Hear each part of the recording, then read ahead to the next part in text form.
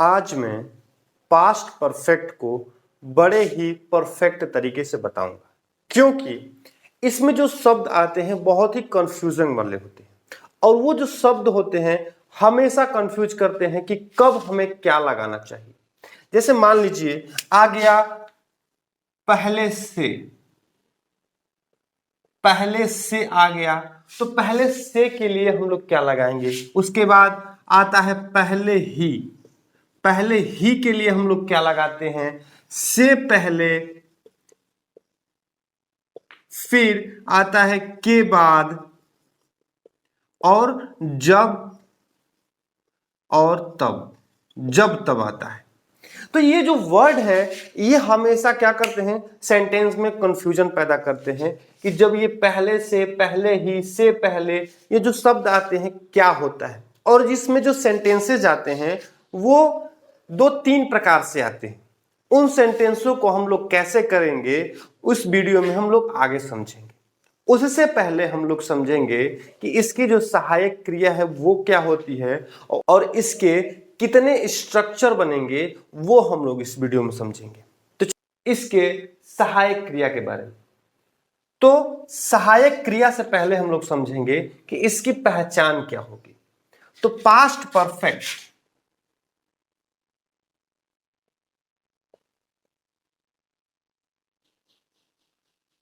Perfect की पहचान होती है चुका था, चुकी थी और चुके थे इत्यादि शब्द आते हैं। वीडियो थोड़ी सी लंबी हो सकती है लेकिन आप इसे फास्ट फॉरवर्ड करके भी आप देख सकते हैं। अगर आप इस वीडियो पर नए आए हैं तो इसे सब्सक्राइब करना नहीं भूलना है, और जो इस वीडियो को देख रहे हैं या पहले से देख चुके हैं तो लाइक करना नहीं भूलना है। तो चलिए ये बात आपको समझ में आ गई। पास्ट परफेक्ट चुका था, चुकी थी और चुके थे, ये हमारी क्या है, पहचान है, जो कि मुख्य क्रिया के साथ ये आते हैं। और इसके हेल्पिंग वर्ब क्या है, तो हेल्पिंग वर्ब सिंपल सा है, इसमें हम लोग हैड का प्रयोग कर देते हैं। इसमें हैड का प्रयोग करते हैं, चाहे जो भी हमारा सिंगुलर हो या प्लूरल हो, हमारा सब्जेक्ट जैसा भी हो, सबके साथ हम लोग आंख बंद करके हैड का प्रयोग कर देंगे। इतनी बात समझ में आ गई। तो अब हम लोग स्ट्रक्चर के बारे में समझेंगे। तो स्ट्रक्चर हमारा दो तीन प्रकार से बनेगा। पहला हम लोग अफर्मेटिव का बनाएंगे, निगेटिव का बनाएंगे, उसके बाद इंटरोगेटिव का बनाएंगे, उसके बाद इंटरोगेटिव निगेटिव का बनाएंगे, उसके बाद जो अलग प्रकार का सेंटेंस आता है, यानी कि जो दो सेंटेंस आते हैं, एक ही सेंटेंस में दो सेंटेंस आते हैं, उनको जिसमें हम लोग पहले या बिफोर का प्रयोग करते हैं, उसको, उसका स्ट्रक्चर क्या होगा उसको हम बनाएंगे। ठीक है, तो पहला स्ट्रक्चर कहता है, यानी कि ये अफर्मेटिव का स्ट्रक्चर है।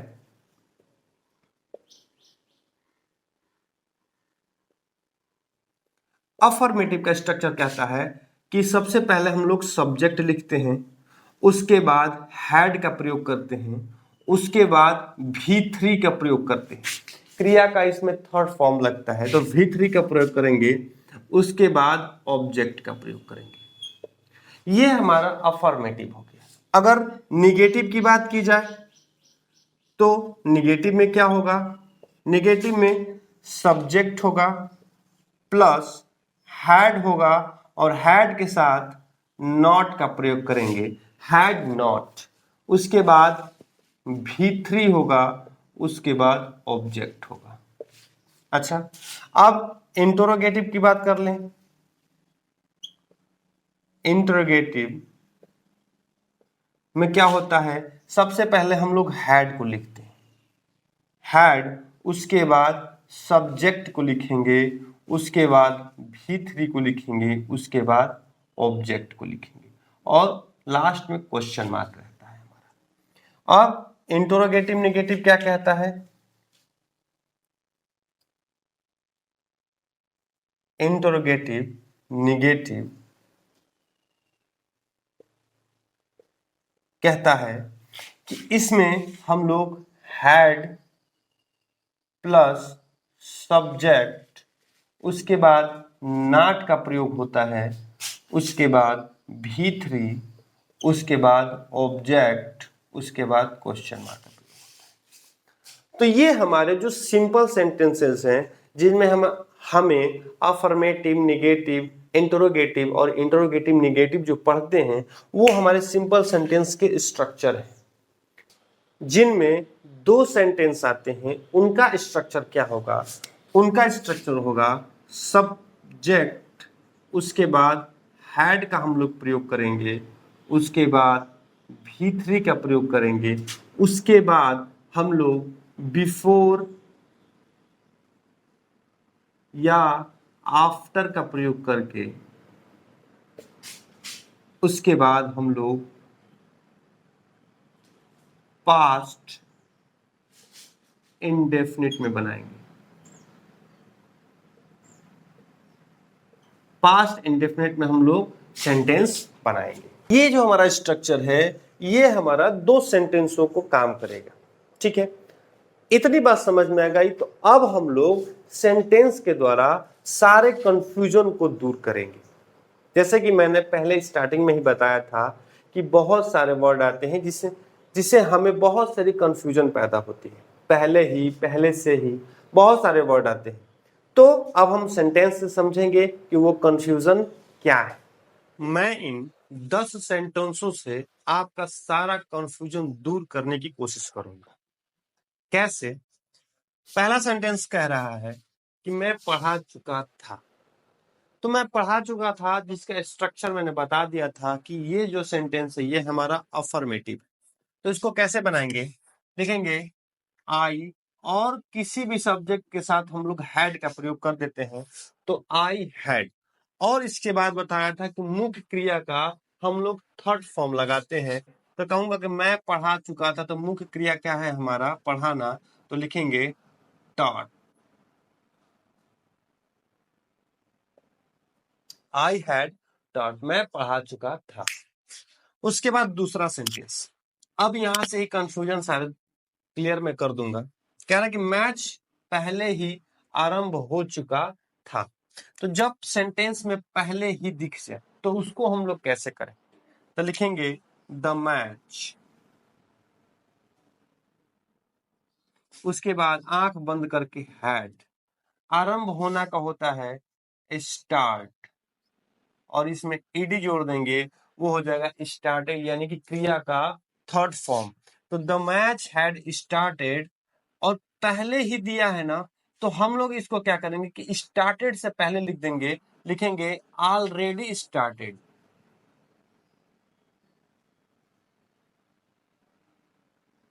ऑलरेडी स्टार्टेड, इसको हम लोग ऐसे बना। बात समझ में आई? अगला, वह इन खिलौनों से पहले ही खेल चुका था। तो हम इसको कैसे बनाएंगे? पहले ही, मैंने जैसे बताया ना कि जब भी हमें पहले ही दिख जाए तो उसको हम लोग क्या लगाते हैं? ऑलरेडी का प्रयोग कर देते हैं। तो ऑलरेडी का प्रयोग कर दीजिए। यहाँ पे कहेंगे खेल चुका था, तो लिखेंगे ही। उसके बाद ही के साथ हम लोग सहायक क्रिया आंख बंद करके क्या लगा देंगे? हैड। खेलना का क्या होता है? प्ले। तो हम लोग, मैंने क्या बताया है कि पहले ही, तो ऑलरेडी, ऑलरेडी प्लेड। अब कह रहा है कि इन खिलौनों से, तो लिखेंगे with. With these toys. With these toys. यहाँ से का मतलब है ना कि के साथ। यहाँ पे से का मतलब है के साथ। वो क्या कर रहे थे? इन खिलौनों के साथ खेल चुका था। तो लिखेंगे he had already played with these toys। अगला, उसने मुझे पहले से सूचित नहीं किया। ये हमारा निगेटिव सेंटेंस है। निगेटिव सेंटेंस को कैसे बनाएंगे? उसने का मैं लिखूंगा ही। आंख बंद करके क्या मैं लिख दूंगा? हैड। पहले से कह रहा है। अब से के लिए मैं क्या करूंगा? देखिए, सूचित नहीं किया था, तो हैड के बाद नॉट। सूचित करना को होता है इन्फॉर्म, तो लिखेंगे इन फॉर्म और इसमें ईडी जोड़ देंगे, इन्फॉर्म्ड हो जाएगा। अब कह रहा है इन्फॉर्म्ड किसे नहीं किया था, तो इन्फॉर्म्ड मी, मुझे नहीं किया था पहले से, तो बिफोर, यहाँ पे बिफोर का प्रयोग हो जाएगा। बस ये हमारा सेंटेंस इस तरीके से बनेगा। अगला, क्या उसने तुम्हें पहले चेतावनी नहीं दी थी, ये ई थी या था, ये भी हमारे पास्ट परफेक्ट में ही आते हैं। तो ये हमारा interrogative negative sentence. Interrogative negative sentence का हमने स्ट्रक्चर बताया था कि कैसे उसको हल करते हैं। तो क्या अगर आ गया तो सबसे पहले हम लोग हैड का प्रयोग करेंगे। अब सब्जेक्ट हमारा उसने है तो लिखेंगे ही। हैड ही पहले दिया है ना, पहले के लिए हम लोग क्या करेंगे, अब नहीं है तो नॉट लगा देना है हमें, सिंपल सा नॉट लगा देना है। और चेतावनी देना का होता है वार्न, तो यहाँ पे लिखेंगे WARNED, warned. Had he not warn, और तुम्हें देने की बात कर रहे हैं तो वार्न यू, और पहले का लिख देंगे बिफोर और क्वेश्चन मार्क। ऐसे सेंटेंस बहुत ही आसान तरीके से हम लोग किसी भी सेंटेंस को लगा सकते हैं, बशर्ते उसका स्ट्रक्चर हमें पता होना चाहिए और कब क्या लगाना चाहिए, हम लोग बड़ी आसानी से लगा देंगे।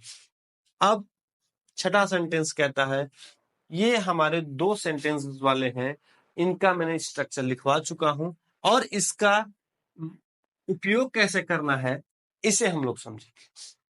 अब समझने वाली बात क्या है, कह रहा है कि मेरे वहां पहुंचने से पहले वह जा चुका था।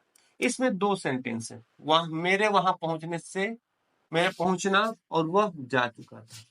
ध्यान देने वाली बात है कि जब इस तरह का सेंटेंसेस आए पास्ट परफेक्ट में, तो समझना क्या है कि जो सेंटेंस पहले काम होता है, जो सेंटेंस पहले काम होता है उसको हम लोग पास्ट परफेक्ट में, और जो काम बाद में होता है उसको पास्ट इंडिफिनिट में बनाते हैं। इसमें देखते हैं, हाँ इतनी बात समझ में आ गई ना। और कभी भी हम लोग सेंटेंस उठाएंगे ना तो लास्ट वाला ही उठाएंगे। इससे मतलब नहीं है कि वो पहले हुआ है कि बाद में हुआ है, बस दिमाग में बैठाए रखना है कि जो काम पहले होगा उसको पास्ट परफेक्ट में, और जो काम बाद में होगा उसको पास्ट इंडिफिनिट में बनाए। अच्छा, इसमें देखते हैं, मेरे वहां पहुंचने से पहले, पहले क्या हो गया, वह जा चुका था, वह जा चुका था। तो हम लोग लिखेंगे ये हमारा काम पहले हुआ है, तो हम लोग लिखेंगे ही हैड गॉन। अब पहले ही, तो पहले के लिए लगा देंगे before. He had gone before, before हो गया। अब इसको हम लोग बनाएंगे पास्ट इंडिफिनिट में। अगर आपको पास्ट इंडिफिनिट के सहायक क्रिया, मुख्य क्रिया नहीं पता है कि कैसे बनता है, तो मैंने पिछले वीडियो में बताया है, उसको जाके आप लोग देख लीजिए। तो मेरे वहां पहुंचने से, तो लिखूंगा I reached there, I reached there. अब ये हमारा सेंटेंस होगा, इसको हम लोग अच्छे से समझ लिए। दूसरा सेंटेंस कहता है, जब मैं उसके घर पहुंचा तो वह भोजन कर चुका था। अब ये हमारा जब और तब वाला सेंटेंस है, इसको हम लोग कैसे करते हैं, इसको दो तरीके से कर सकते हैं। पहले तो हम लोग यहां से उठा ले या इसको उठा ले, दोनों सेंटेंस कोई भी एक उठा सकते हैं। तो अगर हम लोग यहां से स्टार्ट करते हैं जब से, तो लिखेंगे व्हेन।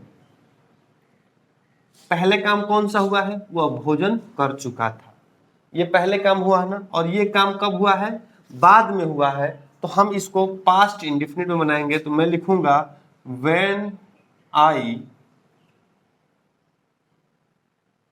रिच, लिखूंगा मैं हिज हाउस। उसके बाद तो के लिए हम लोग कामा का प्रयोग करेंगे, फिर लिखेंगे वह भोजन कर चुका था, तो लिखेंगे यहाँ पे ही had take food, taken food. ऐसे हमारा बन जाएगा। मेरे घर पहुंचने से पूर्व वह खाना नहीं बना चुकी थी। अब इसमें जो काम हुआ है ये पहले हुआ है और ये बाद में, तो इसको हम लोग कैसे बनाएंगे? तो सबसे पहले ये लास्ट वाला सेंटेंस उठाते हैं, लिखते हैं बना चुकी थी तो लिखेंगे सी हैड नॉट, बनाना का होता है कुक्ड फूड, कुक्ड फूड, वह खाना नहीं बना चुकी थी से पूर्व को लिखेंगे बिफोर, और उसके में मेरे घर पहुंचने से तो लिखेंगे आई रिच्ड होम, ऐसे बन जाएगा। अगला सेंटेंस, क्या वह तुम्हारे यहां पहुंचने से पूर्व पढ़ा चुका था? जब सेंटेंस क्या से स्टार्ट होता है तब हम लोग क्या करते हैं कि इस वाले सेंटेंस को लगाते हैं और इंटरोगेटिव से सेंटेंस करते हैं, लिखते हैं had he taught, had he taught before, before के बाद तुम्हारे यहां पहुंचने से तो लिखेंगे यू रिच्ड हियर, और यहां क्वेश्चन मार्क का प्रयोग करते हैं। ठीक है। अगला, मेरे पढ़ाने के बाद वह सो चुका था, तो यानी कि ये वाला जो काम हुआ है ये बाद में हुआ है, तो इस सेंटेंस को हम लोग पास्ट इंडेफिनिट में और इस काम को पास्ट परफेक्ट में बनाएंगे। तो इसको हम लोग उठाते हैं, लिखेंगे ही स्लेप्ट, ही स्लेप्ट, उसके बाद मेरे पढ़ाने के बाद तो बाद का लिखेंगे आफ्टर, मेरे पढ़ाने के तो लिखेंगे आई हैड टॉट,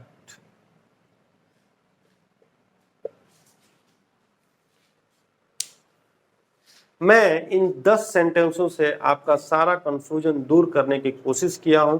अगर आपको ये वीडियो अच्छा लगा हो तो आप सब्सक्राइब करना नहीं भूलिएगा, लाइक जरूर करिएगा और कमेंट में हमें बताइएगा कि ये वीडियो आपको कैसा लगा। धन्यवाद।